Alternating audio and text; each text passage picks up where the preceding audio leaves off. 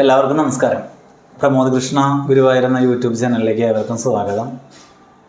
നമ്മൾ ഒരു 4 വർഷം മുൻപ് നമ്മുടെ ചാനലിൽ ഒരു ഇൻ്റർവ്യൂ ചെയ്തിട്ടുണ്ടായിരുന്നു റാം സാറിനെ കുറിച്ച്. അത് ഞങ്ങൾ ഒരേ ഓർഗനൈസേഷൻ്റെ ഭാഗമായിട്ട് ഉള്ളതിലാണ് ഞങ്ങൾ വർക്ക് ചെയ്തിട്ടുണ്ടായിരുന്നത്. അപ്പം അന്ന് അദ്ദേഹത്തിൻ്റെ ജീവിതകഥ കേട്ടപ്പോൾ എനിക്ക് തോന്നി അദ്ദേഹത്തിൻ്റെ ജീവിതാനുഭവങ്ങൾ മറ്റുള്ളവർക്കും ഒരു പ്രചോദനമാകും എന്നുള്ളത് മനസ്സിലായപ്പോൾ അദ്ദേഹത്തിൻ്റെ അനുവാദപ്രകാരം കുറച്ച് നേരം ഞങ്ങളൊരു സാധാരണ രീതിയിൽ സംസാരിച്ചിട്ട് റെക്കോർഡ് ചെയ്തിട്ട് ഇടുകയാണ് ചെയ്തത്. ഇപ്പോൾ അദ്ദേഹം കുറച്ച് വർഷങ്ങൾക്ക് ശേഷം ഇപ്പോൾ സ്വന്തമായി ഇൻസ്റ്റിറ്റ്യൂട്ടൊക്കെ റൺ ചെയ്തുകൊണ്ടിരിക്കുകയാണ്. അപ്പോൾ കൂടുതൽ അദ്ദേഹത്തിൻ്റെ വീഡിയോ ഒരുപാട് കുട്ടികൾക്ക് പ്രചോദനമായിട്ടുണ്ട് എന്നുള്ളത് കമൻസിലൂടെയും എനിക്ക് എൻ്റെ വാട്സപ്പ് നമ്പറിലേക്ക് മെസ്സേജായിട്ടും വന്നിട്ടുണ്ടായിരുന്നു.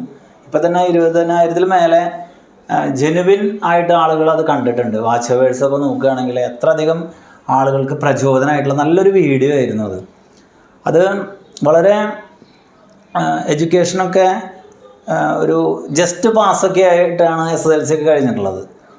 അങ്ങനെയുള്ള ആളുകൾ ഹൈ പ്രൊഫഷണൽ കോഴ്സുകൾ ഇപ്പോൾ CA, CMA, CS തുടങ്ങിയിട്ടുള്ള കോഴ്സുകളൊക്കെ പഠിപ്പിക്കുന്ന ലെവലിലേക്ക് എത്തുക, CMA കംപ്ലീറ്റ് ചെയ്യുക എന്നൊക്കെ പറയുമ്പോൾ ഒരു അത്ഭുതത്തോടു കൂടിയിട്ടാണ് ഇന്നത്തെ യുവ പഠിക്കുന്ന ആളുകൾക്കും പേരൻസിന് പോലും ഒരു അതിശയോക്തിയാണ് ഉണ്ടാകുക. അപ്പോൾ അദ്ദേഹത്തിൻ്റെ ജീവിതാനുഭവങ്ങളാണ് നമ്മളതിൽ അന്നത്തെ വീഡിയോയിൽ കുറച്ച് ഇട്ടിട്ടുള്ളൂ. ഒന്നും കൂടിയും വിശദമായിട്ട് നമ്മളിപ്പോൾ ഇന്ന് അദ്ദേഹത്തിനെ പരിചയപ്പെടുത്താണ്. സാറേ, നമ്മുടെ ചാനലിലേക്ക് വീണ്ടും സ്വാഗതം. നമസ്കാരം. സാറിന് ജസ്റ്റ് ഒന്ന് ആദ്യം പരിചയപ്പെടുത്തിയിട്ട് നമുക്ക് തുടങ്ങാം. ആയിക്കോട്ടെ. അപ്പോൾ എൻ്റെ പേര് റാം, ഫുൾ നെയിം രാമസുബ്രഹ്മണ്യൻ. എൻ്റെ നാട്ടിൽ തന്നെ രാജ എന്ന് വിളിക്കും. അപ്പോൾ സാറ് നേരത്തെ പറഞ്ഞ പോലെ വിദ്യാഭ്യാസം എന്ന് പറയുന്നത് വെറും ഡിഗ്രികളല്ല, അറിവാണ് എന്നുള്ള അറിവിലേക്ക് എത്താൻ ഒരുപാട് സമയമെടുത്തു. അപ്പോൾ അങ്ങനെ കുറച്ച് ഡിഗ്രികളൊക്കെ പാസ്സായി. ഇപ്പോൾ ഒരു 10-15 വർഷമായിട്ട് ടീച്ചിങ്ങിലാണ്. CA, CMA, CS കുട്ടികളെ പഠിപ്പിക്കുന്നുണ്ട്. ഒരു 10 വർഷം ബാങ്കിൽ ജോലി ചെയ്തു. അങ്ങനെ വളരെ ലോ പ്രൊഫൈലിൽ നിന്ന് വന്ന് ഇന്ന് 2-3 കമ്പനികളുടെ ഡയറക്ടറാണ്, ടീച്ചറാണ്. അങ്ങനെ ഇപ്പോഴും പഠിക്കുന്നുമുണ്ട്, പഠിച്ചുകൊണ്ടിരിക്കുകയാണ്. സാറിന് ശരിക്കും ജന്മസ്ഥലം എവിടെയാണ്? ജന്മസ്ഥലം എന്ന് പറയുന്നത് സത്യത്തിൽ പാലക്കാട് മഞ്ഞപ്ര എന്ന് പറഞ്ഞ സ്ഥലമാണ്. അപ്പോൾ എനിക്ക് തോന്നുന്ന ഒരു വയസ്സാകുമ്പോഴേക്കും തന്നെ ഞാൻ തൃശ്ശൂരിലേക്ക് വന്നു. അച്ഛൻ അമ്പലത്തിൽ കീഴ്ശാന്തിയായിട്ട് വന്നിട്ട് തൃശ്ശൂർ പൂങ്കുന്നം പുഷ്പഗിരി അഗ്രഹാരം, അവിടെ ഒരു സീതാരാമസ്വാമി ക്ഷേത്രമുണ്ട്. ഇന്നിപ്പോൾ വളരെ ഫേമസ് ആണ്. അതെ, ഹനുമാന്റെ ഒരു 55 അടി ഹൈറ്റുള്ള പ്രതിമയൊക്കെ അവിടെ ഉണ്ട്, സ്വർണ്ണരഥം. അപ്പോൾ വളരെ ഫേമസ് ആയിട്ടുള്ള അമ്പലമുണ്ട്. അപ്പോൾ സത്യം പറഞ്ഞു കഴിഞ്ഞാൽ രാമരുടെ ഒരു അനുഗ്രഹം ഈ അഗ്രഹാരവാസികൾക്ക് എല്ലാവർക്കും ഉണ്ട്. അതിൻ്റെ ഒരു കഷ്ണം നമുക്ക് കിട്ടി. അപ്പോൾ അങ്ങനെ ഒരു ഇതിലിങ്ങനെ പോയിക്കൊണ്ടിരിക്കുകയാണ്. ഇപ്പോഴും അവിടെ ദൈവാനുഗ്രഹം കൊണ്ട് അഗ്രഹാരത്തിൻ്റെ നടുവിൽ തന്നെ ഒരു ഫ്ലാറ്റ് വാങ്ങാൻ പറ്റി. അപ്പോൾ അച്ഛനും അമ്മയും ഞാനും എല്ലാവരും കൂടിയിട്ട്, ഭാര്യ, കുട്ടികൾ എല്ലാവരും കൂടിയിട്ട് അവിടെയാണ്. അതെ, അന്ന് കാണുമ്പോൾ വേറൊരു സ്ഥലത്തായിരുന്നു. ഇപ്പൊ നമ്മൾ ഗ്രാമത്തിന്റെ ഒരാളെ കൂടി പരിചയപ്പെടുത്താൻ. എൻ്റെ ഒരു സുഹൃത്താണ് രാജീവ് വെങ്കിടങ്ങ്. അദ്ദേഹം കൂടി ഞങ്ങൾ ഒരുമിച്ചാണ് റാം സാറിനോട് വിശേഷങ്ങളൊക്കെ ചോദിച്ചറിയാൻ വേണ്ടിയിട്ട് എത്തിയിട്ടുള്ളത്. അദ്ദേഹം ഒരു ഓട്ടംതുള്ളൽ കലാകാരനാണ്. അതുപോലെ മയൂര നൃത്തം ഒക്കെ ചെയ്യുന്ന ഒരുപാട് കലകളൊക്കെ ചെയ്യുന്ന ഒരു ആളാണ്. അദ്ദേഹത്തിനെ കുറിച്ചുള്ള ഇൻ്റർവ്യൂ വേറൊരു വീഡിയോയിൽ നമുക്ക് നമ്മുടെ ചാനലിൽ അപ്ലോഡ് ചെയ്യാം. സാറിന് ചെറുപ്പം മുതലേ സ്കൂൾ വിദ്യാഭ്യാസം ഗവൺമെൻറ് സ്കൂളിലായിരുന്നു, സ്റ്റേറ്റ് സാധാരണ മാനേജ്മെൻറ്റ്. അപ്പോൾ അവിടെ നിന്ന് മുതലുള്ള കാര്യങ്ങളൊന്ന് പറയാൻ പറ്റുമോ? കാരണം ഇന്നത്തെ പേരൻസിനെ എവിടെ പഠിപ്പിച്ചാലാണ് കുട്ടികളെ ചെറുപ്പം മുതൽ തന്നെ. ഇപ്പോൾ ആദ്യം ഞാൻ പറയട്ടെ, ഇദ്ദേഹത്തിൻ്റെ അടുത്തൊന്നും എനിക്ക് ഇരിക്കാൻ പറ്റില്ല. കാരണം കലയുമായിട്ട് ഒരു ബന്ധമില്ലാത്ത ഒരാളാണ് ഞാൻ. അപ്പോൾ അതിന് ഭാഗ്യം കിട്ടിയെന്ന് പറയുന്നത് വളരെ സന്തോഷം. പിന്നെ അക്കാദമി അവാർഡൊക്കെ മേടിച്ചിട്ടുള്ള അതല്ലേ, അതാ ഞാൻ പറഞ്ഞത്. അപ്പോൾ അതിന് അങ്ങനെ ഒരു നിമിത്തം കൂടി ഇന്നുണ്ടായി. അപ്പോൾ ഞാൻ സത്യത്തിൽ ഞങ്ങളുടെ അമ്പലത്തിൻ്റെ പുറകിൽ പാർവതി പത്മനാഭ വിദ്യാലയം, PP വിദ്യാലയം എന്നാണ് പറയാം. ഊട്ടുവര സ്കൂൾ എന്ന് പറയാം. ഊട്ടുവര എന്ന് പറഞ്ഞാൽ ഊണ് കിട്ടുന്ന സ്ഥലം. അപ്പോൾ അവിടെയാണ് 4ാം ക്ലാസ് വരെ പഠിച്ചത്. ബിലോ ആവറേജ് സ്റ്റുഡൻ്റ് ആയിരുന്നു. പിന്നെ അവിടെ 4 വരെ ഉള്ളൂ.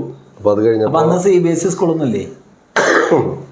അന്ന് CBSE സ്കൂൾ ഉണ്ടായിണ്ടാവും. പക്ഷെ നമുക്ക് എന്തായാലും അതിനെപ്പറ്റി ചിന്തിക്കാനോ അല്ലെങ്കിൽ വീട്ടുകാർക്ക് അതിനെപ്പറ്റി ആലോചിക്കാനോ ഒന്നും എന്തായാലും സാഹചര്യം ഇല്ല. അപ്പൊ ഞങ്ങൾക്ക് ഈവൻ യൂണിഫോം വരെ ഇവിടുത്തെ സമൂഹത്തിലത്തെ ആൾക്കാരൊക്കെയാണ് ഞങ്ങൾക്ക് തരിക.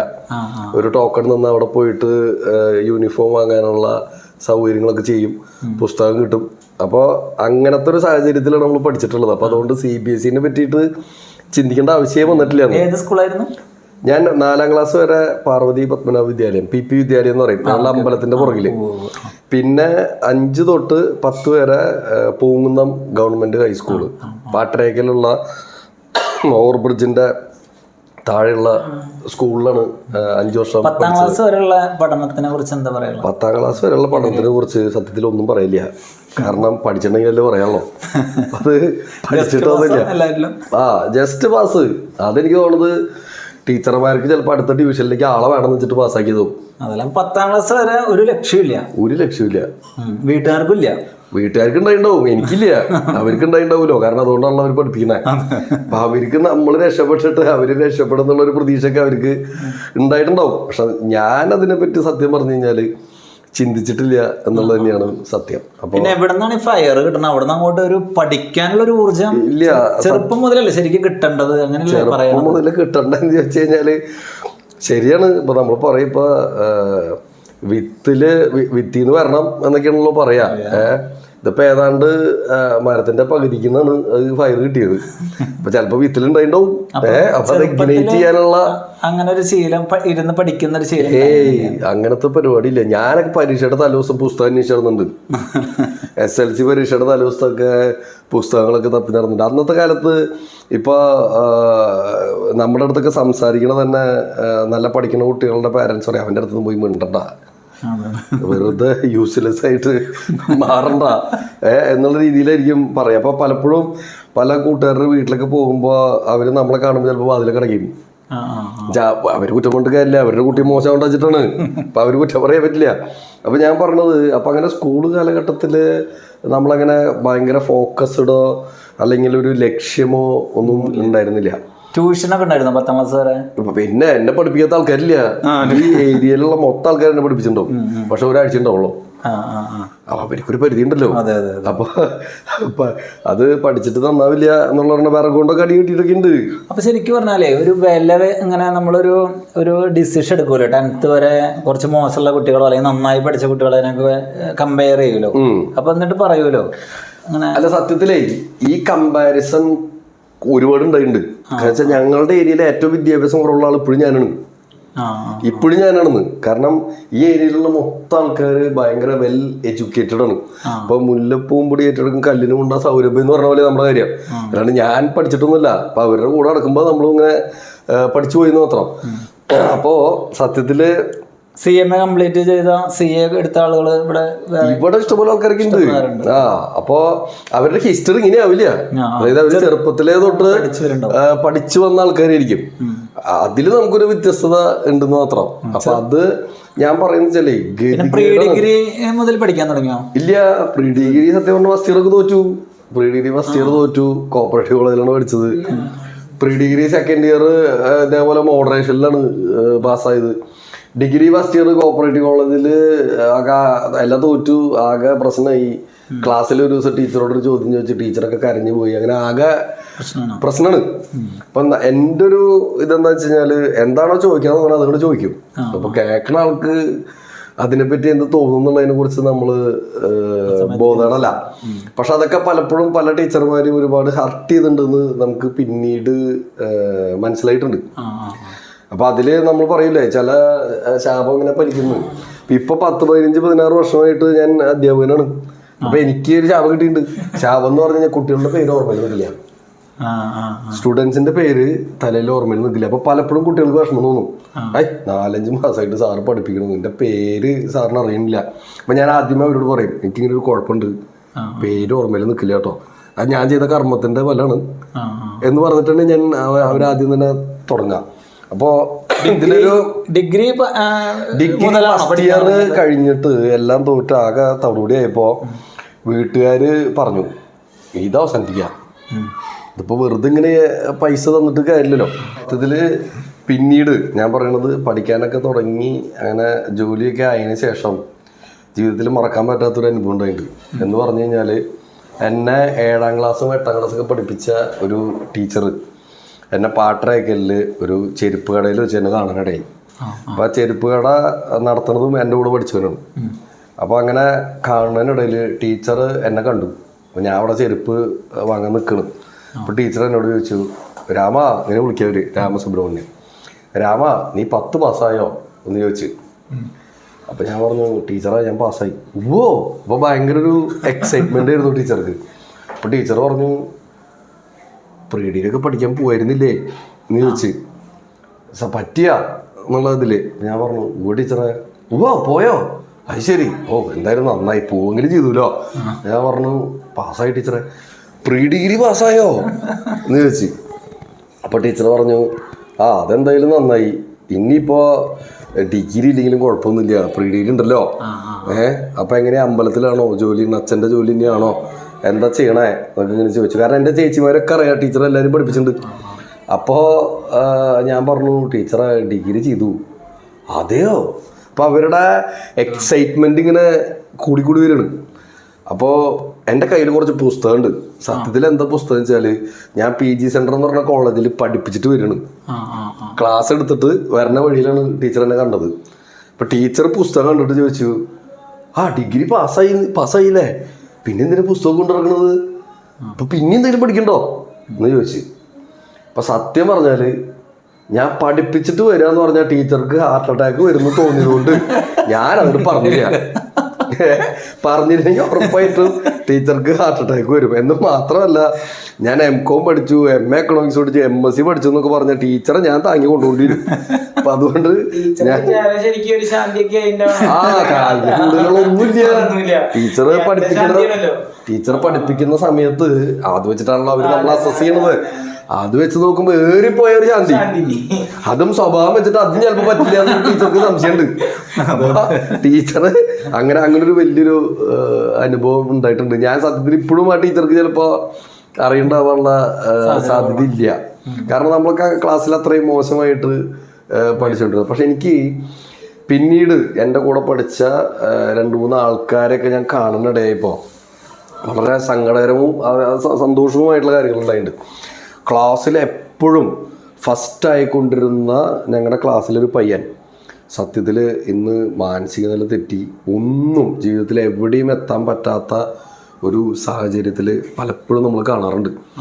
അതേസമയം എന്നെ പോലെ വളരെ മോശമായിരുന്ന പഠിച്ചുകൊണ്ടിരുന്ന ആൾക്കാരിൽ ഒരാൾ PhD ഒക്കെ എടുത്തിട്ട് ലെക്ചറാണ്, വേറൊരാൾ ലെക്ചർ. അപ്പോൾ എനിക്ക് ഇടയ്ക്ക് തോന്നാറുണ്ട്, തോൽക്കുന്നതാണോ നല്ലത്?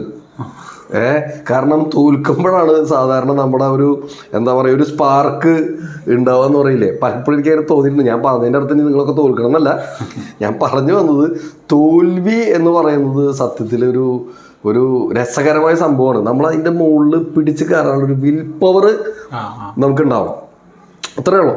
ഇപ്പോൾ നമ്മൾ ഫിനാൻഷ്യലി ചിലപ്പോൾ തകർന്നു പോകും. ആ സമയത്ത് നമ്മൾ അയ്യോ എന്ന് വിചാരിച്ചാൽ ചിലപ്പോൾ ഒരു മുഴുവൻ കയറിലൊക്കെ നമ്മൾ അവസാനിപ്പിക്കും. സത്യത്തിൽ ഇത് അടുത്ത സ്റ്റെപ്പിലേക്കുള്ള ഒരു ഇതായിരിക്കും. നമ്മുടെ PCG അങ്ങനെ തന്നെയല്ലേ പോണത്, അപ്പൊ നേരെ പോകണില്ലല്ലോ. അപ്പൊ അതുപോലെ ഞാൻ പറയാൻ വന്നു വെച്ചാൽ അങ്ങനെ ഒരുപാട് അനുഭവങ്ങൾ നമുക്ക് പിന്നീട് ഇപ്പൊ ഡിഗ്രി ഫസ്റ്റ് ഇയർ കഴിഞ്ഞിട്ടാണ് സത്യത്തിൽ പഠിക്കാനായിട്ട് നമ്മൾ തുടങ്ങണം. അപ്പൊ ഞാൻ ഡിഗ്രി ഫസ്റ്റ് ഇയർ മുതലാണോ പിന്നെ പഠിക്കാൻ? ഫസ്റ്റ് ഇയർ കഴിഞ്ഞിട്ട് സെക്കൻഡ് ഇയർ തൊട്ട് മുതൽ പഠിക്കാൻ തുടങ്ങി.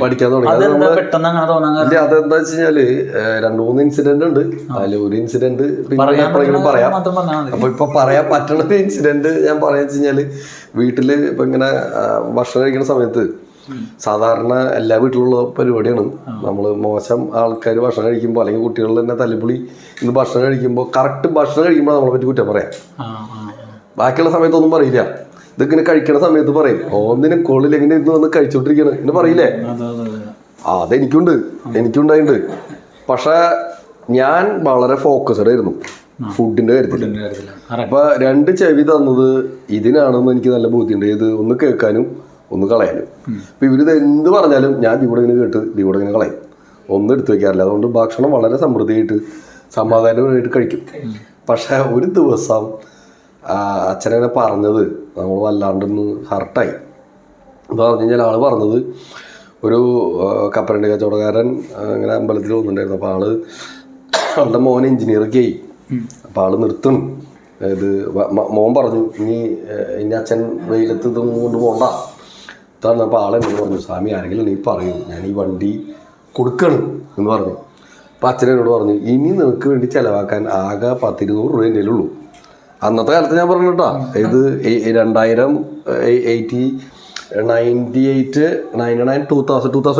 കാര്യം ഈ പറയണത്. അപ്പോൾ അന്ന് 200 രൂപ എന്ന് പറഞ്ഞാൽ അത്യാവശ്യം വാല്യുള്ള പൈസയാണ്. അപ്പോൾ പറഞ്ഞത് ഇനി ഇതും കൂടി മേടിച്ചു തരാൻ എനിക്ക് പറ്റുള്ളൂ. അപ്പോൾ ഒന്നില്ലെങ്കിൽ ഞാൻ കപ്പലണ്ടി മേടിച്ചു തരാം, അല്ലെങ്കിൽ 200 രൂപ തരാം, എന്താ വേണ്ടെന്ന് ചോദിച്ചു. കേട്ട വഴിക്ക് ഞാൻ വേണ്ടാന്ന് പറയാൻ പോയില്ല. പൈസ അല്ലേ, നാളെ ആലോചിച്ചിട്ട് പറയാമെന്ന് പറഞ്ഞു. ശരിയെന്ന് പറഞ്ഞു. അന്ന് രാത്രി സത്യം പറഞ്ഞാൽ ഉറങ്ങിയിട്ടില്ല. അപ്പോൾ സിസ്റ്റേഴ്സൊക്കെ അത് കേട്ട് ചിരിച്ചു സത്യത്തിൽ. ഇനിയിപ്പോൾ എന്താണ് ചെയ്യാൻ പോണെന്ന് വെച്ചിട്ട്. അങ്ങനെ പിറ്റേ ദിവസം അമ്പലത്തിൽ നിന്നപ്പോൾ എന്നോട് ചോദിച്ചു, എന്തായി തീരുമാനം എന്നുള്ളത് ചോദിച്ചപ്പോൾ ഞാൻ അവളോട് പറഞ്ഞു, എനിക്ക് പൈസ വേണ്ട, കപ്പൽ വണ്ടി വേണ്ട, പക്ഷെ ഞാൻ പഠിക്കും. അപ്പോൾ ഏതാണ്ട് ഞാനൊരു ഓസ്കാർ തമാശ പറഞ്ഞ പോലെയാണ് എല്ലാവരും പൊട്ടിച്ചിരിച്ച്. പക്ഷെ അവിടെ നിന്ന് അങ്ങോട്ട് സത്യത്തിൽ ഞാൻ 1 രൂപ പോലും വാങ്ങാണ്ടാണ് ഇതുവരെ പഠിച്ചിട്ടുള്ളത്. CMA പോലും ഞാൻ ബാങ്കിൽ നിന്ന് ലോൺ എടുത്തിട്ടാണ് പഠിച്ചത്. അപ്പോൾ ചില നിമിത്തങ്ങൾ നമ്മൾ പറയില്ലേ, അപ്പോൾ അവിടെ നിന്ന് അങ്ങോട്ട് സത്യം പറഞ്ഞ പിന്നെ ഒരു വാശിയായിരുന്നു. ഇതൊന്നും ആവില്ല എന്ന് എഴുതി തള്ളപ്പെട്ട ഒരാള് വെറുതെ ഒരു വാശി, ഇതൊന്ന് പാസ്സായി കാണിച്ചു കൊടുക്കണം, അത്രേ ഉള്ളൂ. അപ്പോഴും ലക്ഷ്യമൊന്നുമില്ല കേട്ടോ. ഡിഗ്രി ഒന്ന് പാസ്സാവണം. ഡിഗ്രി ഒന്ന് പാസ്സാവണം, അല്ലാണ്ട് ഇപ്പൊ ഇത് പഠിച്ച് വലിയ ആളാവണം എന്നുള്ള പരിപാടി ഒന്നുമില്ല. ഇതൊന്ന് പാസ്സായി കാണിച്ചു കൊടുക്കണം. അപ്പൊ അങ്ങനെ ഒരു പൊട്ട സ്വഭാവം എനിക്കുണ്ട്. ഒരു കാര്യം ഒരാൾ പറ്റില്ല എന്ന് പറഞ്ഞാൽ എന്തെങ്കിലും ചെയ്യും. പക്ഷെ അത്രയും കാലം അത് വേണ്ടാത്ത കാര്യത്തിനായിരുന്നു മാത്രം. അവിടെ നിന്ന് അങ്ങോട്ടത് വേണ്ട കാര്യങ്ങളിലേക്ക് ആ എനർജി സെയിം തന്നെ ഡൈവേർട്ടായി. അപ്പൊ നമ്മൾ പോസിറ്റീവ് ആയിട്ടുള്ള കാര്യങ്ങളിലേക്ക് അത് ഡൈവേർട്ട് ചെയ്യാന്ന് വിചാരിച്ചു. ആ സമയത്ത് പിന്നെ പെട്ടെന്ന് അങ്ങോട്ട് പഠിക്കുന്ന ഷെഡ്യൂൾ ചേഞ്ച് ചെയ്ത് പിന്നെ ഞാൻ പെട്ടെന്ന് റിസർവ്ഡായി. അതായത് 24 മണിക്കൂർ റോട്ടിലുണ്ടായിരുന്നു ഞാൻ. പിന്നെ പുറത്തേക്ക് ഇറങ്ങണ്ടായി, പഠനം മാത്രം. ഇംഗ്ലീഷൊക്കെ ഞാൻ സത്യം പറഞ്ഞു കഴിഞ്ഞാല് ഡിക്ഷണറി വെച്ചിട്ടൊക്കെയാണ് ടെക്സ്റ്റ് വായിച്ചിരുന്നത്. മനസ്സിലവിടെ കൂട്ടി വായിക്കാൻ അറിയണ്ടേ ഡിഗ്രിക്ക് പഠിക്കുമ്പോ. സെന്റൻസ് കൂട്ടി വായിക്കാൻ അറിയില്ല. അക്കൗണ്ടൻസി മലയാളത്തിൽ പഠിച്ചു എന്ന് പറഞ്ഞാൽ ആലോചിച്ച് നോക്കി. അക്കൗണ്ടൻസി അറിയുന്ന ആൾക്കാർക്ക് മനസ്സിലാവും. ഡെപ്റ്റർ എന്ന് പറഞ്ഞാൽ അധമർണൻ, ക്രെഡിറ്റർ എന്ന് പറഞ്ഞാൽ ഉത്തമർണൻ. ആരും പഠിക്കില്ല ഇങ്ങനെ. പക്ഷെ എനിക്ക് മനസ്സിലാവണ്ട ഡെപ്റ്റർ എന്ന് പറഞ്ഞാൽ എന്താണെന്ന് ചോദിക്കാനാണില്ല. അപ്പൊ ഞാൻ ഡിക്ഷണറി എടുത്ത് നോക്കും. ഡെപ്റ്റർ എന്ന് പറഞ്ഞാൽ അതിൽ എഴുതി വെച്ചിട്ടുണ്ട് അധമർണൻ. നമുക്ക് എന്നിട്ട് മനസ്സിലായി അധമർണൻ, എന്നാ ശരി അധമർണൻ. അപ്പൊ ഞാൻ പറഞ്ഞു വെച്ചാല് അങ്ങനെ നമ്മള് സ്ക്രാച്ചിൽ നിന്ന് അങ്ങോട്ട് തുടങ്ങി. ഇപ്പം എനിക്കൊരു കാര്യം മനസ്സിലായി, നമ്മൾക്ക് വിൽ പവർ ഉണ്ടെങ്കിൽ ഏത് പ്രായത്തിലും നമുക്ക് എന്തും നേടാനായിട്ട് സാധിക്കും. അന്ന് നമുക്ക് പുസ്തകം വായിക്കുന്ന സ്വഭാവമില്ല, അങ്ങനത്തെ കാര്യങ്ങളൊന്നും ഇൻട്രസ്റ്റും ഇല്ല. അതിനെ പറ്റിയിട്ട് നമ്മൾ ബോധനം ചെയ്തിട്ടില്ല. വായ തുറന്ന വൃത്തിയുടെ മാത്രം പറയുള്ളൂ, തെറി മാത്രം പറഞ്ഞുകൊണ്ടിരുന്ന ഒരാളാണ്. പക്ഷെ അതൊക്കെ ഒരു ഈവനിങ്ങിൽ ഇനി മേലാക്കാൽ പറയില്ല എന്ന് പറഞ്ഞു. അത് പറ്റി. അപ്പൊ നമുക്ക് മനസ്സിലായി ഒരു കാര്യത്തിൽ ആ വിൽ പവർ ഉണ്ടെങ്കിൽ എല്ലാത്തിലും അത് പറ്റൂലോ. ഞാൻ പറയണത് ഒരു കാര്യത്തിൽ നമുക്ക് ആ വിൽ പവർ ഉണ്ടെന്ന് നമുക്ക് മനസ്സിലായാല് പിന്നെ നമുക്ക് ചെയ്യണ എല്ലാത്തിലും ആ വിൽ പവർ നമുക്ക് കിട്ടും. മദ്യപിക്കുന്ന ആൾക്ക് ഒരു സുപ്രഭാതത്തിൽ ഇന്ന് തൊട്ട് ഞാൻ മദ്യപിക്കില്ല എന്ന് തീരുമാനിച്ചെന്ന് വിചാരിക്കാം. 10-15 ദിവസം കഴിയുമ്പോൾ ആൾക്കൊരു വിൽ പവർ വരും. അത് ആൾക്ക് എന്തിനു വേണമെങ്കിൽ ഉപയോഗിക്കാം. അതൊരു എനർജി സോഴ്സാണ്. ഏത് ആ വിൽ പവർ. ആ ദൈവാനുഗ്രഹത്തിന് ആ വിൽ പവറുമ്പോൾ പിടിച്ചത് നമ്മള് നല്ല കാര്യങ്ങളിലേക്ക് അത് ഡൈവേർട്ട് ചെയ്യാം. ഡിഗ്രി ഞാനൊരു 58% പാസ്സായി. അത് കഴിഞ്ഞ് M.Com ചെയ്തു. അതെങ്ങനെ M.Com ചെയ്യാൻ ഒരു പ്ലാനിങ് ഉണ്ടായിരുന്നു? പിന്നെ അവിടെ പ്ലാനിങ് ഒന്നുമില്ല. B.Com കഴിഞ്ഞപ്പോ പിന്നെ M.Com ചെയ്യാന്ന് വിചാരിച്ചു. അങ്ങനെ ചെയ്യാം. പക്ഷെ M.Com കഴിഞ്ഞപ്പോ ഒരു മാസ്റ്റർ ഡിഗ്രി ആയില്ലോ. അപ്പൊ പണ്ട് കളിയാക്കിയിരുന്നു കുറെ പേര്, നീ 10 പാസ്സാവില്ല എന്ന് പറഞ്ഞിട്ടേ. അപ്പം അങ്ങനെ ഒരു വാശി തോന്നി. എന്നാൽ പിന്നെ മാസ്റ്റർ ഓഫ് കൊമേഴ്സും ആർട്സും സയൻസും മാനേജ്മെന്റും 4ന്റെയും മാസ്റ്റർ ആവുക. വെറുതെ ഒരു വാശി, ഒരു ആവശ്യമില്ലാത്ത വാശി. അല്ലാണ്ട് ഇപ്പൊ അത് പഠിച്ചിട്ട് ഇപ്പൊ എന്താണ് ഗുണം? അങ്ങനെയൊന്നുമില്ല, വെറുതെ ഒരു വാശി. അന്ന് എന്നിട്ട് പിന്നെ MA ബിസിനസ് എക്കണോമിക്സ് പഠിച്ച് M.Com കഴിഞ്ഞിട്ട്. അപ്പോൾ എനിക്ക് എക്കണോമിക്സിലാണ് ഏറ്റവും കുറവ് മാർക്ക് ഡിഗ്രിക്കൊക്കെ. 10ാം ക്ലാസ്സിൽ 7 കിട്ടിയിട്ടുണ്ട് മോഡൽ എക്സാമിന്. അതിൽ വാശി എക്കണോമിക്സ് പഠിച്ചു, അതിൽ ഫസ്റ്റ് ക്ലാസ് മേടിച്ച്. MA ബിസിനസ് എക്കണോമിക്സിൽ ഞാൻ ക്ലാസ്സിനൊന്നും പോയിട്ടില്ല കേട്ടോ. പഠിച്ച് MA ബിസിനസ് എക്കണോമിക്സ് ഫസ്റ്റ് ക്ലാസ്സിൽ പാസ്സായി. MSc പഠിച്ചു, അപ്ലൈഡ് സൈക്കോളജി പഠിച്ചു. അല്ലാണ്ട് നമുക്ക് MSc ഫിസിക്സ് ഒന്നും പഠിക്കാൻ പറ്റില്ലല്ലോ ഈ കൊമേഴ്സ് ബാക്ക്ഗ്രൗണ്ടിൽ. അപ്പൊ MSc അപ്ലൈഡ് സൈക്കോളജി പഠിച്ച്. അത് കഴിഞ്ഞിട്ട് MBA ചെയ്തു. അപ്പൊ 4ലും പോസ്റ്റ് ഗ്രാജുവേഷനായി. വിവരൊന്നും വന്നിട്ടില്ല. ഞാൻ പറഞ്ഞത് സർട്ടിഫിക്കറ്റ് കിട്ടും. പിന്നെ അവിടെ നിന്ന് അങ്ങോട്ട് ഇപ്പോഴും പഠിച്ചോണ്ടിരിക്കുക. അത് കഴിഞ്ഞ് നമ്മുടെ വിചാരം 4 PG കഴിയുമ്പോ ജോലി വീട്ടിൽ കൊണ്ട് തരുന്നാണ്. ഭയങ്കര അഹങ്കാരായി.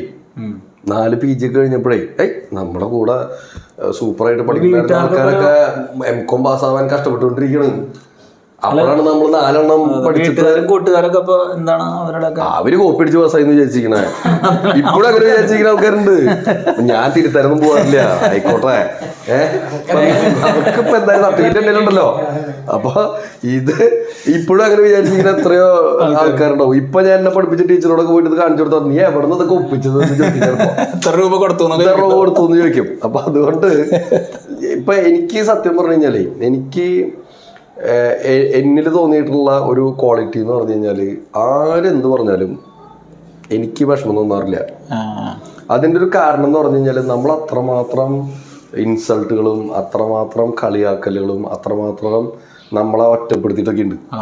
അപ്പൊ അതിന്ന് ഈ നമ്മൾ പറയില്ലേ തീയിൽ കുരുത്തത് വെയിലത്ത് പാടൂല എന്ന് പറയണ പോലെ. അപ്പോ അതിന് ഞാൻ സത്യം പറഞ്ഞു കഴിഞ്ഞാല് എൻ്റെ അഗ്രഹാരത്തിലെ ആൾക്കാരോട് ജീവിതത്തിൽ മുഴുവൻ കടപ്പെട്ടതാണ്. നമ്മളിങ്ങനെ വാർത്തെടുത്തല്ലോ. അപ്പൊ ഒരിക്കൽ നമ്മളെ അപ്പൊ ഇനിയിപ്പൊ ആരെന്ത് പറഞ്ഞാലും നമുക്കതൊരു വിഷയമല്ല. ഇപ്പൊ ഇതൊക്കെ നീ കോപ്പി അടിച്ച് മേടിച്ചതാണ് എന്ന് പറഞ്ഞു. ഇപ്പോഴും ചിലവർ ഇപ്പൊ ഫ്ലാറ്റ് ഒക്കെ അടിച്ച് അപ്പം വല്ല കള്ളക്കടത്തി ഉണ്ടാവും. ഞാൻ ഉണ്ട്. നമ്മളിപ്പോ അവരോട് തർക്കിക്കാൻ പോയിട്ട് പ്രത്യേകിച്ച് കാര്യമൊന്നുമില്ലല്ലോ. അപ്പോ ഞാൻ എൻ്റെ മക്കളോടും അതന്നെ പറയാം. അതായത് ആൾക്കാർ നമ്മളെ കളിയാക്കും. നമ്മളവരോട് തിരിച്ച് തർക്കിക്കേണ്ട ആവശ്യങ്ങളൊന്നുമില്ല. അവര് നമുക്ക് എനർജി തരണം. നിങ്ങളത് കേൾക്കുക, ചിരിക്കുക, പറ്റിയ താങ്ക് യു പറഞ്ഞോ. നിങ്ങക്ക് വിൽ പവർ ഉണ്ടെങ്കിൽ എന്ത് പറയാ? താങ്ക് യു പറയാം. അപ്പൊ ഇത് താങ്ക് യു ഒരാളിപ്പോ നമ്മൾ കളിയാക്കുമ്പോ താങ്ക് യു ഒക്കെ പറഞ്ഞു വിചാരിക്കേ. ഇവര് പ്രാന്താണോ? 2 പ്രാവശ്യം പറഞ്ഞു കഴിഞ്ഞാൽ പിന്നെ അവര് നമ്മുടെ അടുത്തേക്ക് വരില്ലല്ലോ. അപ്പൊ ഞാൻ പറയണത് അങ്ങനെ ഇപ്പൊ സത്യം പറഞ്ഞു കഴിഞ്ഞാല് പഠിപ്പ് നിർത്താൻ പറ്റാത്ത ഇല്ല. ഞാൻ അത് കഴിഞ്ഞ് നമ്മള് പല ജോലികൾക്ക് പോയിട്ടുണ്ട്. പല എല്ലാ ജോലിക്കും അതിൻ്റെതായിട്ടുള്ള മാന്യത ഉണ്ട്. പഠനം അങ്ങനെ നടന്നു.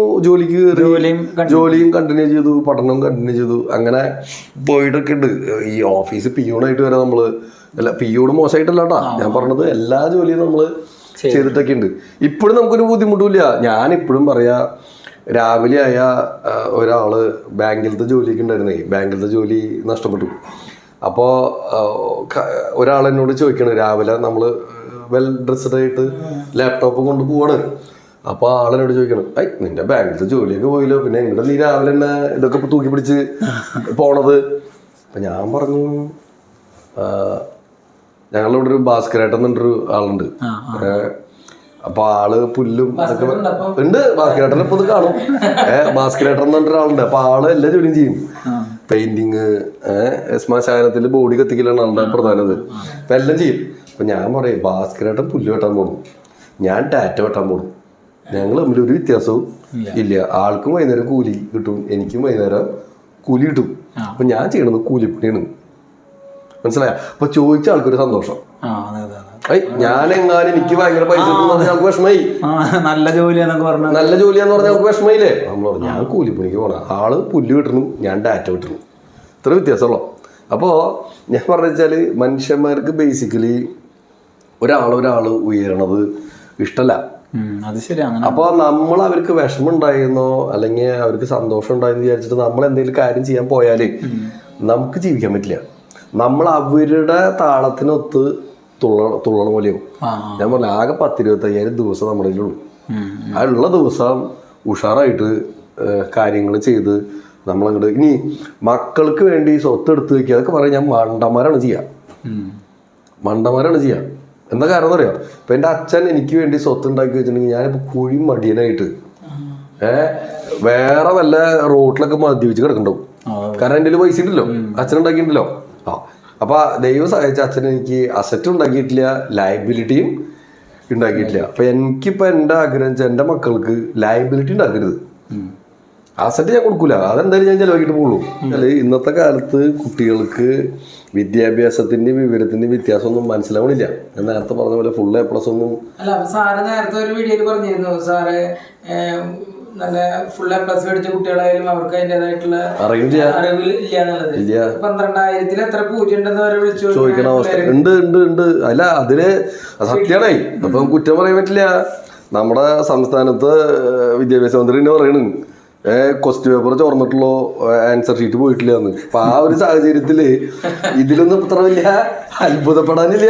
അപ്പൊ ഞാൻ വ്യക്തിപരമായിട്ട് പറയണതല്ലാട്ടാ, ഞാൻ പറയണത് ഇതാണ് നമ്മുടെ അവിടുത്തെ വിദ്യാഭ്യാസ സമ്പ്രദായവും രീതികളും. ഇതിനെ ആരും പൊളിറ്റിക്കലായിട്ട് എടുക്കണ്ട, ഞാൻ അതിൻ്റെ ഒരു മാഗ്നിറ്റ്യൂഡ് പറയാൻ വേണ്ടി പറഞ്ഞു എന്നുള്ളൂ. അല്ലാണ്ട് ആൾക്ക് കഴിവില്ലാന്നോ അറിവില്ലാന്നോ അല്ല ഞാൻ പറയണേ. പക്ഷെ ഇതാണ് നമ്മുടെ ഇവിടുത്തെ അവസ്ഥ. 99% വിജയിക്കുക എന്ന് പറഞ്ഞത് എങ്ങനെ സാധിക്കണു? ഇതറിയണം എന്നുണ്ടെങ്കിൽ സത്യം പറഞ്ഞ് ഈ പാസ്സാവുന്ന ആൾക്കാർക്ക് ജോലി കിട്ടുന്നുണ്ടോ, അവർക്ക് വിവരമുണ്ടോ, അവർക്ക് ജോലിയിൽ എത്ര ദിവസം നിൽക്കാൻ പറ്റുന്നുണ്ട് എന്ന് അറിഞ്ഞു കഴിഞ്ഞാൽ ഈ പഠന സംവിധാനം മാറും. മനസ്സിലായില്ലേ? ഇപ്പൊ CA CMA എന്താ പ്രത്യേകത? 20-25% ആൾക്കാർ പാസ്സാവുള്ളൂ. അതിന്റെ അർത്ഥം 75% ആൾക്കാർക്ക് വിവരില്ല എന്നല്ല. ഇവരിങ്ങനെ അതിനിങ്ങനെ സ്ക്രീൻ ചെയ്ത് എടുക്കണ്. ഇത് ഫസ്റ്റ് അറ്റംപ്റ്റിൽ എന്തെങ്കിലും എഴുതി വെച്ച് കഴിഞ്ഞാൽ എന്താണ് ഇപ്പൊ കേരളത്തില് SSLC +2 ഒക്കെ തോൽക്കണമെങ്കിൽ അയാൾ അത്രയും കഷ്ടപ്പെടണം. തോൽക്കണമെങ്കിൽ മനസ്സിലായി, രജിസ്റ്റർ നമ്പറെങ്കിലും കറക്റ്റ് ആയിട്ട് എഴുതി വെച്ചാൽ മതി. അത്രയെങ്കിലും ഡിജിറ്റ് അറിഞ്ഞു കഴിഞ്ഞാല് ആള് പാസ്സാവും. അപ്പൊ ഞാൻ പറയണത് ആ സംവിധാനമൊക്കെ നമ്മള് മാറ്റേണ്ട സാറിനിപ്പോഴേ ഇപ്പോ കുട്ടികൾക്ക് വേണ്ടിയിട്ട് അമിതമായിട്ട് ശ്രദ്ധ കൊടുക്കുന്ന പേരൻസിനെയാണ് ഇപ്പൊ നിലവിൽ കാണുന്നത്. നമ്മള് ഒരു സ്കൂളുകളിലൊക്കെ പോകുമ്പോൾ പേരൻസിനായിട്ട് സംസാരിക്കുമ്പോഴേ ചെറുപ്പം മുതൽ തന്നെ ഒരുപാട് അവർക്ക് ആ കുട്ടികൾക്ക് വേണ്ടിയിട്ട് അവര് ഇപ്പൊ 1ാം ക്ലാസ്സിൽ തന്നെ A+ ഇല്ലെങ്കിൽ മാഷാനെ കാണാൻ വെയിറ്റ് ചെയ്തിരിക്കുക. ഞാനൊക്കെ ആഴ്ചയിൽ ഒരു ദിവസമാണ് ചില സ്കൂളുകളിൽ ക്ലാസ് എടുക്കാൻ പോണത്. അപ്പൊ ആ യോഗ മാഷാനെ കാണാൻ വന്നിരിക്കുക. ഒരു സബ്ജക്റ്റിൽ മാത്രം A കിട്ടിയത്, ബാക്കി എല്ലാറ്റിലും A+ ഉണ്ട്. അത് യോഗ മാഷ് ശരിയാക്കി കൊടുക്കില്ല. അപ്പൊ അതിന് നമ്മളെ വെയിറ്റ് ചെയ്തിരിക്കുകയാണ്. എന്നിട്ട് എന്നോട് പറയണത്, ഞാൻ നല്ല തിരക്കുള്ളൊരു പേരന്റാണ്, എനിക്ക് നല്ല തിരക്കുണ്ട്, പക്ഷെ എന്നാലും എന്റെ മോനിൽ ഞാൻ അത്രയും ശ്രദ്ധ വേണ്ടേ, അതുകൊണ്ടാണ് ഞാൻ വന്നത്. അടുത്ത എക്സാമിന് എല്ലാറ്റിലും A+ തന്നെ കിട്ടണം എന്ന് പറഞ്ഞിട്ട് നമ്മൾ വർക്ക് ചെയ്യണ സ്കൂളിൽ അങ്ങനെ അനുഭവം ഉണ്ടായി. അപ്പൊ എന്താ സാറിന് ഈ പേരൻസിനോട് ഈ പരീക്ഷ ആകുമ്പോ നല്ല വിദ്യാഭ്യാസമുള്ള രക്ഷകർത്താക്കൾ ലീവ് എടുത്തിട്ട് പിള്ളേരെ പഠിപ്പിക്കാനിരിക്കുന്നുണ്ട്. നല്ല സ്ഥാപനത്തിലാണ് കൊണ്ടുപോയി പഠിപ്പിച്ചിട്ടുണ്ട്. പക്ഷെ എന്നാലും അവര് മക്കൾക്ക് വേണ്ടിട്ട് കുറെ ട്യൂഷനുണ്ട്. എന്റെ അഭിപ്രായം ചിലപ്പോ ആൾക്കാർക്ക് ഇഷ്ടപ്പെട്ടു വരില്ല. ഞാനിപ്പോൾ എൻ്റെ മക്കളുടെ കാര്യത്തിലായാലും അതിലിപ്പോൾ ഞാനും വൈഫും തമ്മിൽ തലകൂടാറുണ്ട്. ആള് ഭയങ്കര കൺസേണാണ്, എനിക്കൊരു കൺസേണും ഇല്ല. ഞാൻ അവരോട് പറയും പറ്റിയ പാസ്സാവണം. അപ്പോൾ മലയാളം എടുത്താൽ എപ്പോഴും തോൽക്കും. അപ്പോൾ ഞാൻ അവരോട് ചോദിച്ചു, മലയാളം പാസ്സാവണ്ടേ? ഞാൻ മലയാളം കുട്ടിയല്ല, ഞാൻ ബോംബെയിൽ ജനിച്ചത്, ഞാൻ അതിന് മലയാളം പഠിക്കണം. അപ്പോൾ അവന് പറഞ്ഞ് മനസ്സിലാക്കണം എന്തിനാണ് നമ്മൾ മലയാളം പഠിക്കണത്. അല്ലാണ്ട് ഞാൻ അവരോട് ഒരിക്കലും ജീവിതത്തിൽ 1ാം നമ്പർ വരാൻ ഇന്നേ വരെ പറഞ്ഞിട്ടില്ല. സെക്കൻഡ് പൊസിഷനിൽ വരാനാണ് ഞാൻ എപ്പോഴും അവരോട് പറയുള്ളൂ. എന്താ കാര്യം, നമുക്ക് മുമ്പിൽ ഒരാളുണ്ട് എന്നുള്ള ബോധ്യം നമുക്ക് എപ്പോഴും ഉണ്ടാവണം. അതാണ് നമ്മൾ അടുത്ത സ്റ്റെപ്പ് വെപ്പിക്കാനുള്ള എനർജി നമുക്ക് തരാം. ഞാൻ ടോപ്പായി കഴിഞ്ഞാൽ പിന്നെ എൻ്റെ മുമ്പിൽ എന്താ ഉള്ളത്? അപ്പോൾ നമ്മളെപ്പോഴും ജീവിതത്തിൽ 1ാമനാവാൻ വേണ്ടി ഓടരുത്, നമ്മൾ 2ാമനാവണം. മനസ്സിലായില്ല? അപ്പം നമുക്ക് മുമ്പിൽ ഒരാളുണ്ട് എന്നുള്ളൊരു തോന്നലാണ് നമ്മൾ ഓടിക്കണം. അപ്പോൾ മുകേഷ് അംബാനിയെ ഓടിക്കൊണ്ടിരിക്കുന്നത് ആരെയാണ്? എലോൺ മസ്കിനെ വെട്ടിക്കാനാണ്. പറഞ്ഞു മനസ്സിലായേ? അപ്പൊ എലോൺ മസ്കിനെ വെട്ടിച്ച് കഴിഞ്ഞാൽ വേറെ ആരെങ്കിലും ഉണ്ടാവണം, അല്ലെങ്കിൽ അയാൾക്ക് ഡിപ്രഷൻ വരും.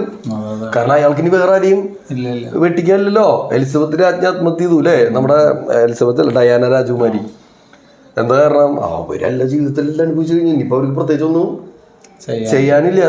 അപ്പോൾ എനിക്ക് പാരൻസിനോട് പറയാനുള്ളത്, ഒരുപാട് അവരെ പ്രഷർ ചെയ്യാതെ പാസ്സാവണം എന്നുള്ള കാര്യം അവരോട് പറയാം. എന്ന് പറഞ്ഞിട്ട് A+ വേണ്ടാന്നോ A+ കിട്ടുന്ന ആളെ തോൽക്കാൻ പറയാനോ അല്ല. അവർക്ക് എന്തിന് പഠിക്കണു, എന്താണ് ഈ പഠിക്കണതിൻ്റെ ഗുണം എന്നുള്ളത് അവർ പറഞ്ഞു മനസ്സിലാക്കണം. ഞാൻ സത്യത്തിൽ ഞെട്ടിപ്പോയിട്ടുണ്ട്. എനിക്ക് ട്വിൻസാണ്. അതിൽ ഒരാൾ ഉറക്ക വായിച്ച് പഠിക്കണം ഒരു പോയം.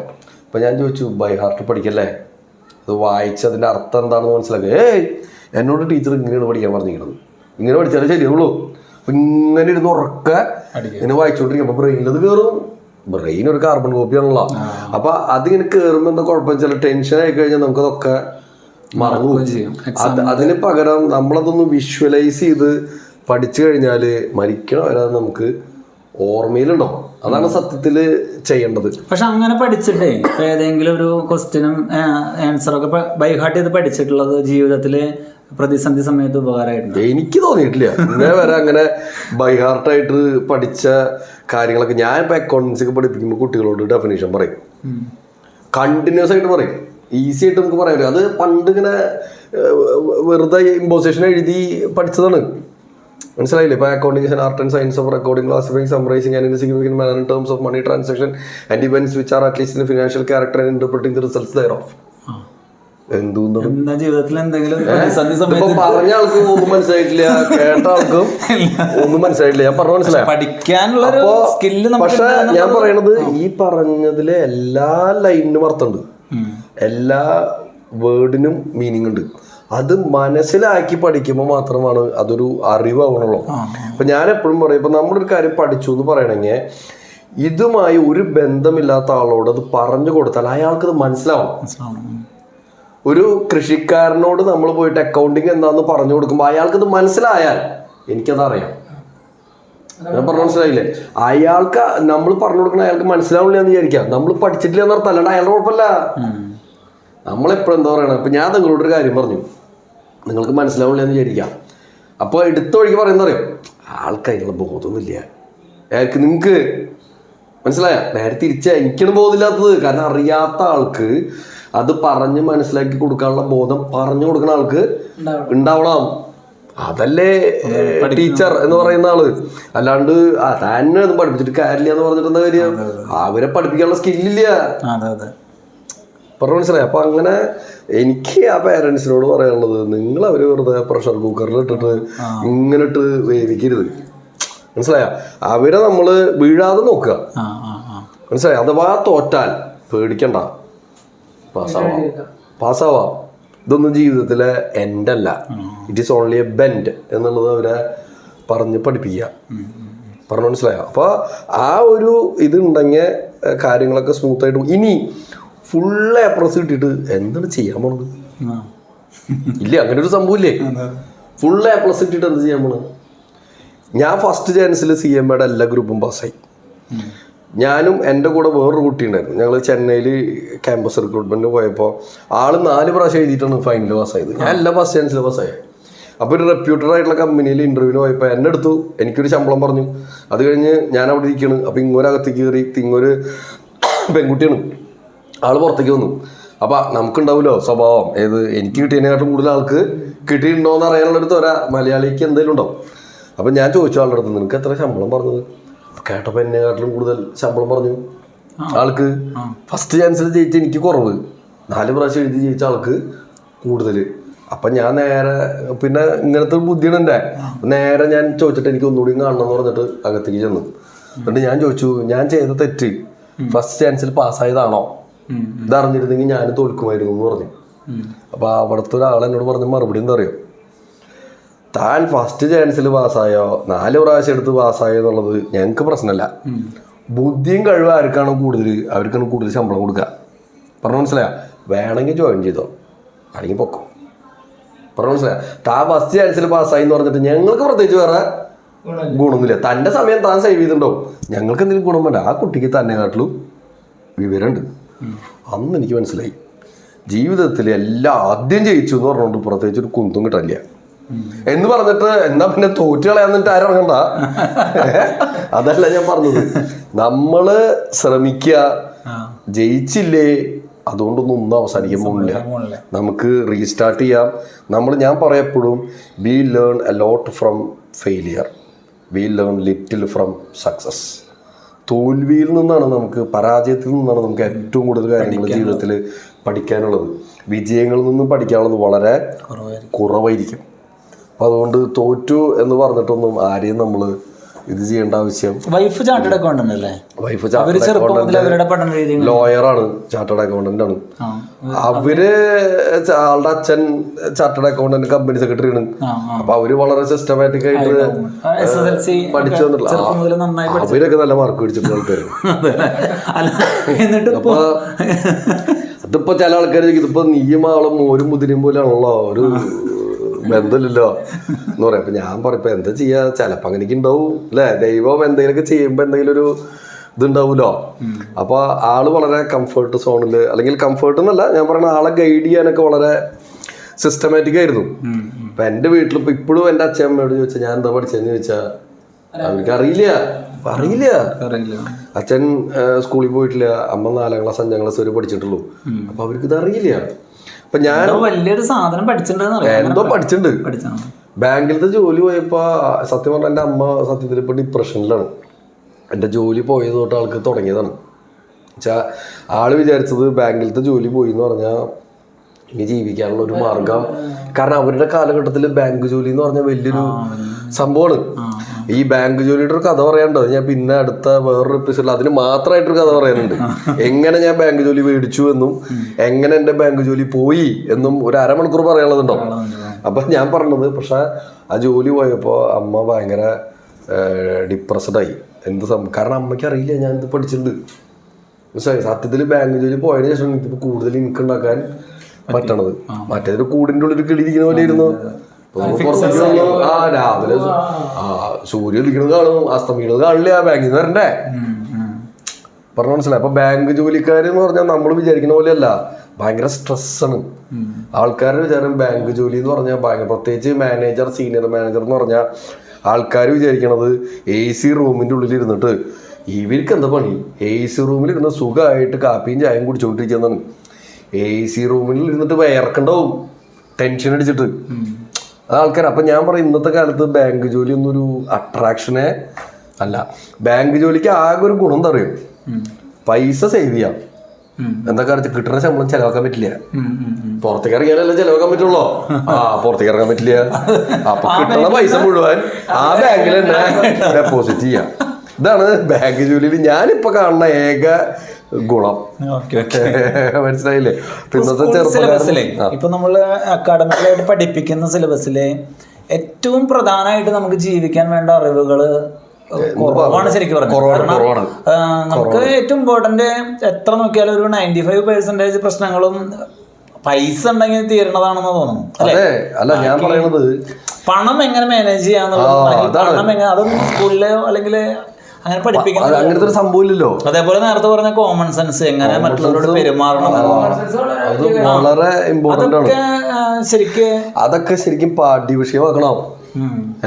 പൈസ മാനേജ് ചെയ്യാൻ പഠിപ്പിക്കണം. ഇപ്പൊ ചൈനയൊക്കെ അവരുടെ എഡ്യൂക്കേഷൻ സിസ്റ്റത്തിനെ ആകെ മാറ്റിമറിച്ചു. 7ാം ക്ലാസ് എത്തി കഴിയുമ്പോ വയറിങ് ഇഷ്ടമുള്ളവരെ വയറിങ് പഠിപ്പിക്കാണ്. വയറിങ് പഠിക്കണില്ല എന്താ മോശം? ഇന്ന് നിങ്ങൾ തപ്പിക്കോ, ഒരു ഇലക്ട്രീഷ്യന് ഒരു പ്ലംബറിങ് കിട്ടില്ല. ഒരു CA കാരന് CMA കാരന് ഡോക്ടർ എഞ്ചിനീയറിംഗ് വിളിച്ചാൽ കിട്ടും. ഇലക്ട്രീഷ്യനും പ്ലംബറിനും കിട്ടില്ല. ആളുടെ സൗകര്യം നോക്കിയിട്ട് വേണം നമ്മൾ വെയിറ്റ് ചെയ്യാൻ. എന്താ കാരണം? സ്കിൽഡ് ലേബേഴ്സ് കുറവായി. അപ്പൊ നമ്മളിപ്പോ സത്യം പറഞ്ഞ എല്ലാവരും അവരുടെ മക്കളെ കുറച്ച് ഇലക്ട്രിക്കൽ പണി, കുറച്ച് പ്ലംബിംഗ് പണിയൊക്കെ നിർബന്ധമായിട്ടും പഠിപ്പിക്കണം. കൃഷി പഠിപ്പിക്കണ്ടേ? ഭക്ഷണം കഴിക്കണ്ടേ? കൃഷി ചെയ്യാൻ സ്ഥലം വേണ്ടേ? അത് ശരിയാണ്. അല്ലല്ല, CA CMA എത്രയോ പേര് കൃഷി ചെയ്യുന്നവരുണ്ട്. മറ്റുള്ള ജോലികളൊക്കെ കൃഷിക്കാരും വേണ്ടേ? തീർച്ചയായിട്ടും വേണം. പക്ഷെ അതിലൊരു ഇൻട്രസ്റ്റ് വേണം. അതിനൊരു ലാഭത്തിന്റെ ആംഗിളിൽ പോവാതെ അതിനെ പാഷനായിട്ട് ചെയ്യാൻ പറ്റുകയാണെങ്കിൽ ഉറപ്പായിട്ടും അതിനും ഇപ്പം എല്ലാത്തിലും അങ്ങനെ തന്നെയാണ്. ഞാനിപ്പോൾ ഒരു പൈസയ്ക്ക് വേണ്ടി ഒരു കാര്യം ചെയ്യാമെന്ന് വിചാരിക്കാം, എനിക്കതിൽ വളർച്ച ഒരു പരിധി വരെ ഉണ്ടാവുള്ളൂ. ഞാൻ സന്തോഷത്തോട് കൂടിയിട്ടൊരു കാര്യം ചെയ്യുമ്പോൾ മാത്രമേ എനിക്കതിൽ, ഇപ്പം എന്നോട് 8 മണിക്കൂർ ക്ലാസ് എടുക്കാൻ പറഞ്ഞാൽ സുഖമായിട്ട് എടുക്കും. 8 മണിക്കൂർ. കാരണം വെച്ചാൽ എനിക്കതൊരു ജോലിയല്ല. എനിക്ക് സന്തോഷമുള്ള കാര്യമാണ്. കുട്ടികൾക്ക് സന്തോഷം ഉണ്ടാവും അറിയില്ല കേട്ടോ, അത് വേറെ കാര്യം. പക്ഷെ എനിക്ക് ഭയങ്കര സന്തോഷമായിരിക്കും. സന്തോഷമുള്ള ഒരു കാര്യം നമ്മൾ ആസ്വദിച്ചുകൊണ്ട് ചെയ്യുമ്പോൾ സന്തോഷം കിട്ടുന്നതാണ് ശരിക്കും. അങ്ങനെയാണ് അതിന്റെ ഒരു വൈബ് ഉണ്ടാവുകൊണ്ടാണ്. അപ്പൊ നമ്മൾ സന്തോഷത്തിന് ചെയ്യണമെങ്കിൽ അല്ലാതെ ടീച്ചർമാര് സമയം നോക്കിയിട്ട് എടുക്കുക വെച്ചാൽ കുട്ടികൾക്ക് ബോറടിക്കും. അതുകൊണ്ട് സാറിന്റെ കുട്ടികളുടെ ഒരു അഭിപ്രായം ഞാൻ ഡയറക്റ്റ് കേട്ടിട്ടുള്ളത്, സാറിന്റെ ക്ലാസ്സും അവർക്ക് ഇഷ്ടമാണ്, സാറിന് ഭയങ്കര ഇഷ്ടമാണ്. ആയിരിക്കും. അപ്പൊ അങ്ങനെയല്ല, പലപ്പോഴും അങ്ങനെ കേൾക്കാണ്ട് വളരെ ചുരുക്കം തിരിച്ചും പറയാറുണ്ടായിരിക്കും. പക്ഷെ എനിക്ക് തോന്നിയിട്ടുള്ള ചില പല കുട്ടികളും പറയാറുണ്ട്, ആളിത്തിരി പ്രശ്നാട്ടാന്ന് പറഞ്ഞു കഴിഞ്ഞാല് വേറൊന്നുമില്ല. ഞാൻ രാവിലെ പറയും ഇന്നിപ്പോ ഗുളിക കഴിച്ചിട്ടുണ്ട്, അതിന്റെ ഇഫക്റ്റ് എത്ര നേരം ഉണ്ടെന്ന് എനിക്ക് അറിയില്ല, അപ്പൊ അതുകൊണ്ട് മര്യാദയ്ക്ക് എന്ത് ചെയ്യാ, പഠിക്കുക എന്നുള്ള രീതിയിൽ നമ്മളിങ്ങനെ പറഞ്ഞു പോകും. ചിലപ്പോ ചില ജീവിതാനുഭവങ്ങളൊക്കെ അവരായിട്ട് നമ്മൾ ഷെയർ ചെയ്യും. ചിലർ വിചാരിക്കും തള്ളിയതാണ്. അപ്പോൾ ഇങ്ങനെ നമുക്ക് ജീവിതത്തിലെ പല പല ആംഗിൾസ് ഉണ്ടല്ലോ. ഞാൻ പറയണത് ഒരേ കാര്യത്തിന് നമുക്ക് പല ആംഗിളിൽ കാണാനായിട്ട് പറ്റും. അപ്പോൾ നമ്മളെപ്പോഴും കുട്ടികളോട് പറയും, നമ്മളിപ്പോൾ ഒന്ന് വെറുതെ ഒന്ന് ആലോചിച്ച് നോക്കാം. നമ്മളൊരു 10 നിലയുള്ളൊരു ബിൽഡിങ്, അതിൻ്റെ ഗ്രൗണ്ടിൽ പോയിട്ട് നമ്മളൊരു ഉരുളം കല്ല് വെച്ചു. ഓക്കെ, ആ ഗ്രൗണ്ടിൽ നിന്നിട്ട് നമ്മൾ നോക്കുമ്പോൾ നമുക്കതിനൊരു വ്യൂ ഉണ്ട്. ഫസ്റ്റ് ഫ്ലോറിൽ കയറി നോക്കുമ്പോൾ ഓൾമോസ്റ്റ് അങ്ങനെ തന്നെ ഇരിക്കും. സെക്കൻഡ് ഫ്ലോറ്, തേർഡ് ഫ്ലോറ്, അങ്ങനെ ഒരു 5ാമത്തെ നില എത്തിന്ന് വിചാരിക്കുക. താഴെ കണ്ട പോലെ അല്ല നമ്മൾ ആ സാധനത്തിന് കാണുക. അതിന്റെ വ്യൂ മാറി. അതിന്റെ വ്യൂ അല്ല മാറിയത്, നമ്മുടെ വ്യൂ ആണ്. അതാ തന്നെയാണ്, മനസ്സിലായില്ലേ? അതിങ്ങനെ കേറി 10ാമത്തെ നിലയിൽ നോക്കുമ്പോ താഴെ കണ്ട സാധനെ അല്ല ഈ സാധനം, അല്ലേ? ഇതുപോലെയാണ് നമ്മുടെ ഫെയിലിയറും നമ്മുടെ പ്രശ്നങ്ങളും. നമ്മളതിനെ എങ്ങനെ നോക്കുന്നോ അതനുസരിച്ചിട്ടിരിക്കും അതിന്റെ കാര്യങ്ങള്, മനസ്സിലായില്ലേ? അലക്സ സ്റ്റോപ്പ് ഇട്ട്, അത് ഹനുമാൻ ചാലിസയാണ്. കറക്റ്റ് 6 മണി സ്റ്റാർട്ട് ചെയ്യും. അപ്പോൾ ഞാൻ പറയാൻ വന്നു വെച്ചാൽ, ഇതുപോലെ നമുക്ക് നമ്മുടെ ജീവിത സാഹചര്യങ്ങളെ പല തരത്തില് നമ്മൾ നോക്കി കാണുമ്പോൾ അതിനെ നമുക്ക് മറികടക്കാനായിട്ട് നമുക്ക് സാധിക്കും. ഇപ്പൊ ഇത് തന്നെ ചിലപ്പോ എന്നെ മുമ്പ് അറിയുന്ന ആരെങ്കിലും കണ്ടു കഴിഞ്ഞാൽ അവർ നെഞ്ചത്തടുത്ത് നിലവിളിക്കുകയോ ചിരിക്കുകയോ കരയോ ഒന്നും പറയാൻ പറ്റില്ല. ശരിക്കും പറഞ്ഞാൽ അതിൻ്റെ ഒരു വീഡിയോ കൂടി കണ്ടാലാണ് നമുക്ക് ഇതിന്റെ ഇമ്പാക്ട് എന്താന്ന് മനസ്സിലാവുള്ളൂ. അപ്പോൾ അത്രയധികം എൻ്റെ കൂടെ ഉണ്ടായിരുന്ന ആൾക്കാരാണെങ്കിൽ അവർക്ക് ഇത് പറയണത് ശരിക്കും അവർക്ക് ലിങ്ക് ചെയ്യാനായിട്ട് പറ്റും. അപ്പം എന്തായാലും ഫെയിലിയറിലൂടെയൊക്കെ നമുക്ക് ഈസി ആയിട്ട് തിരിച്ചു വരാൻ പറ്റും എന്നുള്ളത് എൻ്റെ ചെറിയൊരു ജീവിതാനുഭവത്തിൽ നിന്ന് എനിക്ക് മനസ്സിലായി. പിന്നെ മാതൃകയാക്കിയിട്ടുള്ള ചില ഇപ്പോൾ ചാണക്യ സൂത്രം അല്ലെങ്കിൽ വിവേകാനന്ദ സ്വാമികൾ അങ്ങനെയുള്ള കുറച്ച് എനിക്ക് വളരെ ഫേവറേറ്റ് ആയിട്ടുള്ള 3 ആൾക്കാരാണ്. ചില ആൾക്കാർ ഇത് എന്തൊരു പെന്തല്ലോ. ഒന്ന് ഡോക്ടർ അബ്ദുൽ കലാം സാറാണ്, പിന്നെ സ്വാമി വിവേകാനന്ദൻ, പിന്നെ ചാണക്യനാണ്. അപ്പൊ ഇത് എന്തത് ഈ ചാണക്യം എന്ന് പറയുമ്പോൾ ആൾക്കാർ ഇപ്പം എന്തോ പ്രശ്നക്കാരനാണല്ലോ. അല്ല, ആള് ജീവിതത്തിലെ സാഹചര്യങ്ങളെ വളരെ വ്യത്യസ്തമായ കാഴ്ചപ്പാടോടുകൂടി പറഞ്ഞിട്ടുള്ള ഒരാളാണ്. വിവേകാനന്ദ സ്വാമി വേറൊരു ഡയമെൻഷനാണ്. ഞാൻ പറയാ ചാണക്യൻ വളരെ പ്രാക്ടിക്കലാണ്. വിവേകാനന്ദ സ്വാമി അതിനെ കുറച്ചൊന്ന് സോഫ്റ്റാക്കി. അബ്ദുൽ കലാം അത് ജീവിതത്തിൽ എങ്ങനെ പ്രാവർത്തികമാക്കാന്ന് നമുക്ക് കാണിച്ചു തന്നു. ഇതാണ് എനിക്ക് ആ 3 പേരിലും കണ്ടിട്ടുള്ള ഒരു യോജിപ്പോ അല്ലെങ്കിൽ അവരുടെ ഇതെന്ന് പറയുന്നത്. അപ്പൊ സത്യത്തിൽ ഇപ്പോൾ കണ്ടില്ലേ, എൻ്റെ എല്ലാ സ്ഥലങ്ങളിലും ഇവരുണ്ടാവും, മനസ്സിലായില്ലേ? അപ്പോൾ അത് നമ്മുടെ ഒരു ഇതാണ്. ഇപ്പൊ ഈ പറയണ പോലെ നമുക്ക് പ്രത്യേകിച്ച് ഗൈഡ് ചെയ്യാൻ ആൾക്കാരില്ലെങ്കിൽ നമ്മൾ ചില ആൾക്കാരെ മനസ്സിലിങ്ങനെ ഉറപ്പിക്കും. എന്നിട്ട് അപ്പൊ അവര് നമ്മൾ പുറത്തു പോകാൻ പറയില്ലല്ലോ, നമ്മളാണല്ലോ അവരെ അകത്തിരുത്തിയത്. അപ്പൊ അങ്ങനെ ഇവര് 3 പേരാണ്. ചെറുപ്പത്തില് ഈ പ്രതിസന്ധി വന്ന സമയത്തേ ഈ ചാണക്യ സൂത്രോ അല്ലെങ്കിൽ ആ തന്ത്രോ എന്തെങ്കിലും സഹായമായിട്ടുണ്ടോ? അങ്ങനെ ചോദിച്ചു കഴിഞ്ഞാല് ഉണ്ടായിട്ടുണ്ടാവും. കാരണം അവരുടെ പുസ്തകങ്ങളാണ് കൂടുതൽ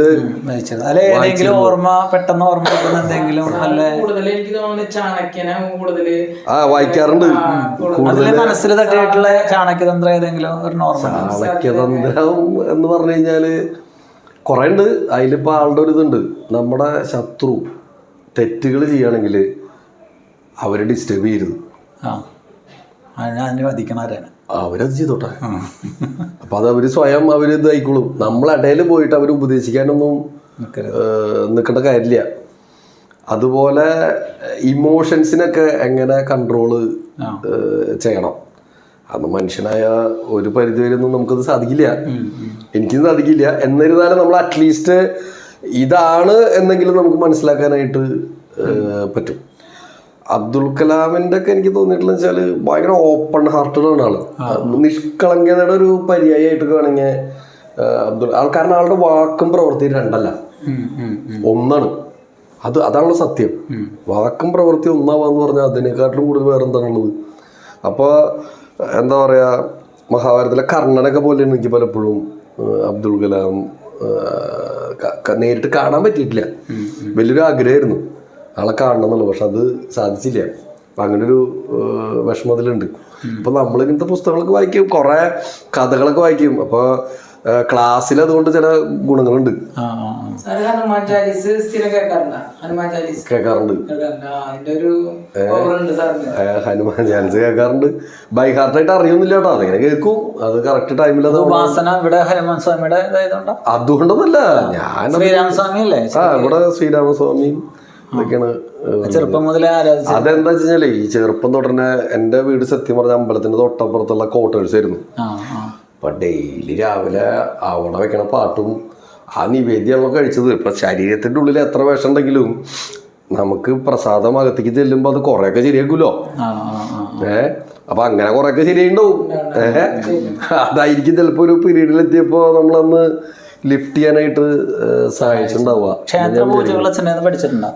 എനിക്കങ്ങനെ പൂജാവിധികളൊന്നും അറിയുന്നില്ല. അപ്പൊ ആളും അങ്ങനെ പൂജാവിധികൾ ഭയങ്കരമായിട്ട് അറിയുന്ന ആളൊന്നുമില്ല. ആളെ അമ്പലത്തിൽ അത്രേ ഉള്ളൂ. അല്ലാണ്ട് എന്റെ മുത്തശ്ശൻ ഗണപാടികളൊക്കെ ആയിരുന്നു, ശരിക്കും വേദങ്ങളൊക്കെ പഠിച്ചിട്ടുള്ളതൊക്കെയാണ്. എന്നെ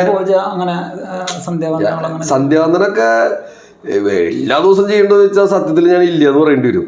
പക്ഷെ ചില ദിവസം അങ്ങോട്ട് തോന്നുമ്പോ പൂജാ റൂമുണ്ട്, അത് ഞാൻ കാണിച്ചു തരാം.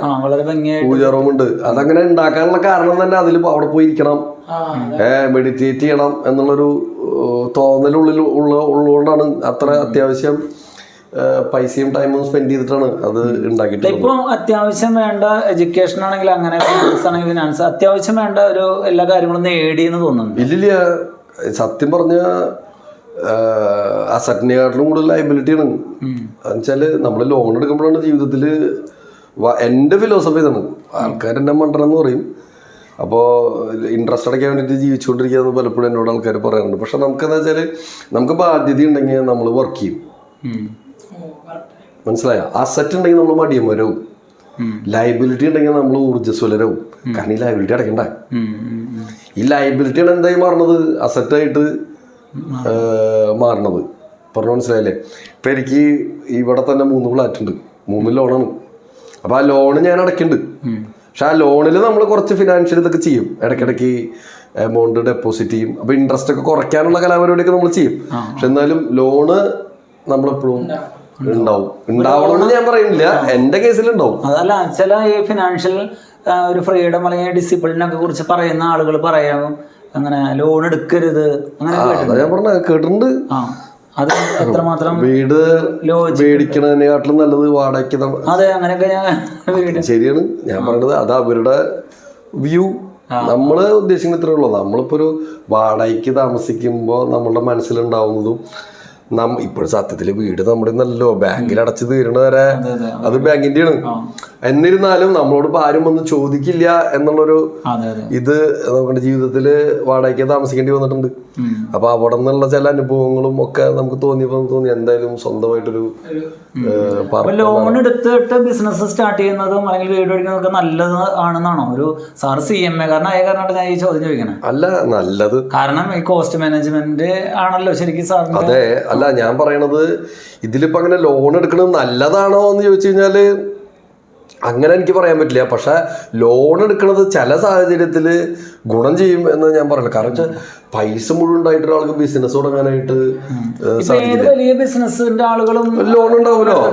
അത് ഓവർ എ പീരീഡ് അവർ ആ ലോൺ എന്ത് ചെയ്ത് കൊണ്ടുവരും, കുറച്ച് കൊണ്ടുവരും. ഇപ്പൊ എനിക്ക് 10-50 വയസ്സാകുമ്പോഴേക്കും എന്റെ ലോൺ മുഴുവൻ തീർക്കണം. അതാണ് ഇപ്പൊ എൻ്റെ ഒരു ഫിനാൻഷ്യൽ പ്ലാൻ എന്ന് പറയുന്നത്. കാരണം 50 വയസ്സ് കഴിഞ്ഞാൽ നമുക്ക് എന്ത് സംഭവിക്കാം? അപ്പം നമ്മുടെ മക്കൾക്ക് നമ്മളുടെ ലോൺ ഒരു ബാധ്യതയായിട്ട് വരാൻ പാടില്ല. അപ്പോൾ അങ്ങനെ 50 കണക്കൊന്നുമില്ല, എന്നാലും നമ്മുടെ ഒരു കാൽക്കുലേഷൻ. അപ്പോൾ അങ്ങനെ നമ്മൾ പ്ലാൻ ചെയ്തിട്ട് ഉണ്ട്. പക്ഷെ ഒരു കാര്യം ഞാൻ പറയാം, നമ്മുടെ ജീവിതത്തിൽ ആൺകുട്ടിയായാലും പെൺകുട്ടിയായാലും അവർക്ക് നിർബന്ധമായിട്ടും വേണ്ടത് ഫിനാൻഷ്യൽ ഫ്രീഡമാണ്. എന്ന് പറഞ്ഞാൽ സ്വന്തം കാര്യത്തിന് വേറൊരാളോട് പൈസ ചോദിക്കേണ്ട അവസ്ഥ വരരുത്. അത് പെൺകുട്ടിയായാലും വരരുത്, ആൺകുട്ടിയായാലും വരരുത്, ഒരു പ്രായത്തിലും വരരുത്. പറഞ്ഞ മനസ്സിലായില്ലേ? നമുക്ക് എപ്പോഴും ഏൺ ചെയ്യാനുള്ള ഒരു ഇതുണ്ടാവണം, സ്കില്ലുണ്ടാവണം എപ്പോഴും. അപ്പോൾ ഞാൻ പറയുകയാണെന്ന് വെച്ചാൽ ഇപ്പോൾ CA CMA ഒക്കെ പ്രത്യേകതയാണ്, മരിക്കണ വരെ നമുക്ക് എന്ത് ചെയ്യാം, പ്രാക്ടീസ് ചെയ്യാം. അപ്പോൾ അങ്ങനത്തെ എന്തെങ്കിലും ഒരു സ്കില്ല് നമ്മൾ ഡെവലപ്പ് ചെയ്ത് എടുക്കണം. നമുക്ക് എന്നും വേണ്ടെന്ന് തോന്നി അന്ന് നിർത്താം. പക്ഷെ വേണം തോന്നുന്ന സമയത്ത് നമുക്ക് ഉപയോഗിക്കാനായിട്ട് നമ്മുടെ കയ്യിൽ എന്തെങ്കിലും ഒരു സ്കില്ല് ഉണ്ടാവണം. നിങ്ങൾ ഇന്ന് നടക്കുന്ന എല്ലാ പ്രശ്നങ്ങളും നിങ്ങൾ എടുത്തോളൂ, അതിൻ്റെ പുറകിലൊരു ഫൈനാൻഷ്യൽ റീസൺ ഉണ്ടായിരിക്കും. എല്ലാ കലഹങ്ങളും, എല്ലാ പ്രശ്നങ്ങളും, എല്ലാ സമാധാനക്കുറവും പൈസയിൽ തന്നെയാണ് അല്ലേ? ഒരു പൈസ എന്താണെന്ന് വെച്ചിട്ടുണ്ടെങ്കിൽ ഒരു 95% പ്രശ്നം മാറൂല്ലേ? 98% മാറും. 98 മാറും. 2% പറയാൻ പറ്റാത്തുള്ളൂ. പറ്റില്ലല്ലോ, ഉറക്കം കിട്ടണ കുറെ കാശുണ്ടായതുകൊണ്ട് മാത്രം പറ്റില്ല. അല്ല, അതുകൊണ്ടാണ് 98 എന്ന് പറഞ്ഞത്. ആ 2% ഉറക്കണത് നമുക്ക് പറയാൻ പറ്റില്ല. അല്ല, പിന്നെ കുറെ ഈ പറഞ്ഞ പോലെ രോഗങ്ങള്, അതുപോലെ അതിലെന്താ വെച്ചാലേ നമുക്ക് ഈ നമുക്കറിയണ ഒരു സുഹൃത്ത് തന്നെ ഒരുപാട് അല്ല ഞാൻ പറയണത് പൈസ ഒരുപാടുള്ളത് കൊണ്ട് സമാധാനം ഉണ്ടാവുന്നില്ല. സമാധാനമുള്ള ആൾക്ക് പൈസ ഉണ്ടാവണമെന്നില്ല. ഇത് രണ്ടും കൂടി മിക്സ് ആയിട്ട് വരുന്ന ആളാണ് ഞാൻ പറയണേ ഭയങ്കര ഭാഗ്യമുള്ള. അത്തരമൊരു സിലബസും ട്രെയിനിങ്ങും സ്കൂൾ തലത്തിൽ മുതൽ കിട്ടേണ്ടത് ആവശ്യം ഉണ്ടാവും, വേണ്ടതാണ്. ഒരു ഫിനാൻഷ്യൽ ഡിസിപ്ലിൻ, ഒരു സ്പിരിച്വൽ നോളജും കൂടി തീർച്ചയായിട്ടും. സ്പിരിച്വൽ എന്ന് പറഞ്ഞാൽ ഞാൻ പറഞ്ഞത് ഏത് മതം ആയിക്കോട്ടെ, പക്ഷെ നമ്മളുടെ പവറിനപ്പുറത്ത് എന്തോ ഒന്ന് ഉണ്ട് എന്നുള്ള കാര്യത്തില് തർക്കമില്ല. അപ്പൊ ISRO സയന്റിസ്റ്റ് വരെ പറയുന്നില്ലേ, ഭൂമി പലത് വേറെ ഉണ്ട്, ഏലിയൻസ് ഇവിടെ വരുന്നുണ്ട് എന്നൊക്കെ ISRO മുൻ ചെയർമാൻമാര് വരെ പറയുന്നുണ്ട്. അപ്പൊ എന്ന് പറഞ്ഞാൽ അതിന്റെ അർത്ഥം എന്താ, നമ്മൾക്ക് അറിയാത്ത എന്തോ ചിലപ്പോ വേറെ ഏതെങ്കിലും നമ്മൾ വിചാരിക്കണം നമ്മളാണ് ഇപ്പൊ ടെക്നോളജിയിൽ സൂപ്പർ നമ്മൾ വിചാരിക്കണ്, വേറെ ഏതെങ്കിലും ഭൂമിയെ ചിലപ്പോൾ ഇതിനെക്കാട്ടിലും അഡ്വാൻസ്ഡ് ആയിട്ട് ഇരിക്കണ്ടാവും. നാളെ ഒരു സമയത്ത് ഫോണിലെ ബട്ടൺ അമർത്തിയാൽ പ്രത്യക്ഷപ്പെടാം. വന്നുകൂടായിരുന്നില്ലല്ലോ. ഈ ആർട്ടിഫിഷ്യൽ ഇന്റലിജൻസ് വരുമ്പോ നമുക്ക് അതുകൊണ്ടാണ് ഞാൻ പറഞ്ഞത്, ആർട്ടിഫിഷ്യൽ ഇന്റലിജൻസിൽ വന്നാലും കോമൺ സെൻസിനെ അതിന് മറികടക്കാനുള്ള കഴിവില്ല. അതുകൊണ്ടാണ് ഞാൻ പറഞ്ഞത് കോമൺ സെൻസ് ആണ് ഏറ്റവും ഇമ്പോർട്ടന്റ്. ആർട്ടിഫിഷ്യൽ ഇന്റലിജൻസിൽ കോമൺ സെൻസ് വന്നാൽ അതെല്ലാം കൂടി നമ്മളെ കൊല്ലും, പിന്നെ മനുഷ്യന്റെ ആവശ്യം ഉണ്ടാവില്ല. അപ്പോൾ കോമൺ സെൻസ് വരുത്താൻ അവർക്ക് ഇതേവരെ സാധിച്ചിട്ടില്ല, മനസ്സിലായില്ലേ? അപ്പൊ നമുക്കറിയണം, ഇന്ന് അത്യാവശ്യമാണ്. പക്ഷെ നമ്മളുടെ കോമൺ സെൻസിനെ അതിന് പകരം വെക്കാൻ പറ്റില്ല. കുറെ കാര്യങ്ങൾ കൊണ്ട് ചെയ്യാൻ പറ്റുമല്ലോ. നമ്മളിപ്പോ 2 മണിക്കൂർ കൊണ്ട് ചെയ്യണതൊക്കെ നമുക്ക് 2 മിനിറ്റ് കൊണ്ട് അതിനെ കൊണ്ട് ചെയ്യിപ്പിക്കാം. തിരിച്ചു പറയാത്ത, സമരം ചെയ്യാത്ത, ശമ്പളം കൂട്ടി ചോദിക്കാത്ത, ബഹളം വെക്കാത്ത ഒരു അടിമ ക്ഷേത്രങ്ങളിലോ അല്ലെങ്കിൽ ഈ മതവിശ്വാസങ്ങളിലോ തന്നെ എല്ലാം വരുമല്ലോ. അമ്പലത്തിലേക്ക് പോയി QR കോഡ് ഒന്നില്ലേ, ഭണ്ഡാരത്തിന് വരെ QR കോഡ് ഒന്നില്ലേ? കുറച്ച് കഴിയുമ്പോ നമ്മൾ അമ്പലത്തിൽ എത്തിയിട്ട് പൈസ കൊടുത്തിട്ടുണ്ടെങ്കിൽ ഡോർ തുറക്കുള്ളൂ. നമ്മള് QR കോഡ് വഴി കൊടുക്കണം. ശാന്തിക്കാർക്ക് ദക്ഷിണ, ശാന്തി കഴിഞ്ഞ് കഴിഞ്ഞിട്ടുണ്ടെങ്കിൽ QR കോഡിലേക്ക് കേട്ടാണ്. അപ്പോ ഇനിയുള്ള സമൂഹത്തിനോട്, കുട്ടികളോട്, പഠിക്കുന്ന കുട്ടികളോട് എന്താ പറയാനുള്ള സാറിന്? ഞാൻ പറയും, ജീവിതം എന്താ പറയാ, അറിവ് നേടാനായിട്ട് ശ്രമിക്കുക. അറിവ് എന്ന് പറഞ്ഞാൽ പരീക്ഷ വിജയിക്കൽ മാത്രമല്ല, അതല്ലാതെ അറിവ് നേടി ആർക്കെങ്കിലും നമ്മളെ കൊണ്ട് എന്തെങ്കിലും ഒരു പ്രയോജനം ഉണ്ടാവുന്ന രീതിയിൽ, നമ്മളെ കൊണ്ട് ഒരാൾക്കെങ്കിലും എന്തെങ്കിലും ഗുണമുണ്ടായി എന്ന് തോന്നുന്ന രീതിയിൽ ജീവിച്ചു പോവുക. നമുക്ക് ചെയ്യാൻ പറ്റും. കുട്ടികളെ കുറിച്ച് അമിതമായി ചിന്തിച്ച് വിഷമിക്കുന്ന പേരൻസിനോട് എന്താ പറയാനുള്ളത്? മണ്ടന്മാരാണ്, വെറുതെ ടെൻഷൻ അടിക്കുന്നത്. നമ്മുടെ കയ്യിൽ അവരുടെ കൺട്രോൾ ഇല്ലല്ലോ. നിങ്ങൾ എപ്പോഴും നോക്കിക്കോ, കുട്ടികളെ ഭയങ്കര സ്ട്രിക്റ്റ് ആയിട്ട് അടിച്ചു വളർത്തുന്ന കുട്ടികളാണ് ഭാവിയിലെ ഏറ്റവും പ്രശ്നക്കാരായിട്ട് മാറിയിട്ടുള്ളൂ. ഞാൻ പറഞ്ഞത് അവര് തോന്നിയ അവസ്ഥന് വിടണം എന്നല്ല, പക്ഷെ ഒരു ചരട് നമ്മുടെ കയ്യിലുണ്ടാവുക. ആ ഓട്ടം ഒരു ലെവലിന്റെ അപ്പുറത്തേക്ക് പോകുമ്പോ പറയാം നിർത്തിക്കോ, ഇങ്ങോട്ട് വാ. അല്ല, ഈ അമിതമായ ലഹരി ഉപയോഗം ഉണ്ടല്ലോ ഇപ്പൊ നിലവിൽ, അപ്പൊ അത് എന്തുകൊണ്ടാവാനാണ് സാധ്യത ശരിക്കും? അത് സത്യം പറഞ്ഞാൽ ഞാൻ പറയാം, ഇനി മുക്കിലും മൂലയ്ക്കും നമുക്ക് സൈക്കോളജി കൗൺസിലിങ് മുക്കിലും മൂലയ്ക്കും വരും. കാരണം മനുഷ്യൻ മൃഗമായിക്കൊണ്ടിരിക്കും. ഈ സാധനത്തിന്റെ പ്രത്യേകത എന്ന് പറഞ്ഞു കഴിഞ്ഞാല് കഴിച്ചിട്ടുണ്ടോന്ന് പോലും അറിയില്ല. ഇപ്പൊ വണ്ടി ഓടിച്ചു പോകുമ്പോ ആരെങ്കിലും റോങ് സൈഡിൽ കൂടെ വരുമോ അല്ലെങ്കിൽ ചെയ്ത് തുറിച്ചു നോക്കാൻ നമുക്ക് പേടിയാ. തുറിച്ചു നോക്കി ചിലപ്പോ ചില്ലടിച്ച് പൊട്ടിച്ച് നമുക്ക് തലയിലൊരെണ്ണം തരും. നമുക്ക് എന്തെങ്കിലും ചെയ്യാൻ പറ്റുമോ? വീണ്ടും വിചാരില്ലല്ലോ, ഇത് കഴിച്ചു കഴിഞ്ഞാൽ അവര് വേറെ ലോകത്തല്ലേ. അപ്പോ അത് വലിയൊരു അപകടമാണ്. അത് ചെറുപ്പത്തിലെ കുട്ടികളെ നമ്മൾ അത് പറഞ്ഞ് മനസ്സിലാക്കി കുട്ടികൾ അതിലൊന്നും പെടുന്നില്ല എന്ന് നമുക്ക് മാക്സിമം ഉറപ്പ് വരുത്താനായിട്ട് പറ്റണം. അതിനൊരു ദൈവാനുഗ്രഹം വേണമെന്ന് ഞാൻ പറയാം. നമ്മളിപ്പോൾ എത്രയൊക്കെ ശ്രദ്ധിച്ചാലും കുട്ടികളാണ് കൂടുതലെന്ന് പറയുന്നത്. അപ്പം അതുകൊണ്ട് അത് വരാതിരിക്കട്ടെ എന്ന് പ്രാർത്ഥിക്കുക, പറ്റുന്ന രീതിയിലൊക്കെ അവരെ ശ്രദ്ധിക്കുക. അതാണ് നമുക്ക് ചെയ്യാൻ പറ്റുക. ഓക്കെ, അപ്പോൾ നമുക്ക് ഇന്നത്തെ ഈ ഒരു വീഡിയോ ഇവിടെ അവസാനിപ്പിക്കാം. തുടർന്ന് ഇനിയും ഒരുപാട് കാര്യങ്ങൾ സാറിനോട് ചോദിച്ച് അറിയാനുണ്ട്. നമ്മുടെ സബ്സ്ക്രൈബ് ചെയ്തിട്ടുള്ളവർക്കൊക്കെ അത് കേൾക്കാനും ഇഷ്ടമുണ്ടെന്ന് നമുക്ക് നന്നായിട്ട് അറിയാം. തുടർ വീഡിയോകളിൽ കൂടുതൽ കാര്യങ്ങൾ ചോദിച്ചറിയാം. അപ്പോൾ ഒരു 4-5 വർഷത്തിന് ശേഷം ഇതേപോലെ വീഡിയോ എടുക്കാനായിട്ട് ഇന്ന് രാവിലെ എന്നെ വിളിക്കുകയും ഇദ്ദേഹത്തിനെ കൊണ്ടുവരികയും ചെയ്തതിൽ എനിക്ക് വളരെയധികം സന്തോഷമുണ്ട്. അപ്പോൾ ഇത്ര നേരം വീഡിയോ നിങ്ങൾ കാണുമെന്നുള്ള കാര്യത്തിൽ എനിക്ക് സത്യത്തിൽ ആശങ്കയുണ്ട്. കാണുന്നാണ് ഇവർ പറയണത്. അപ്പോൾ എന്തായാലും നിങ്ങൾ അതിൻ്റെ കമൻറ്റും കൂടിയും ഇതിൻ്റെ താഴെ ഇട്ടാൽ അപ്പോൾ ഞങ്ങളുടെ അടുത്ത വീഡിയോസിൻ്റെ ഡ്യൂറേഷൻ കൂട്ടണോ കുറയ്ക്കണോ എന്നുള്ളതിനെ കുറിച്ച് ഞങ്ങൾക്കൊരു ധാരണ കിട്ടും. അപ്പോൾ എല്ലാവർക്കും നന്ദി. ഇനിയും നമുക്ക് കാണാം.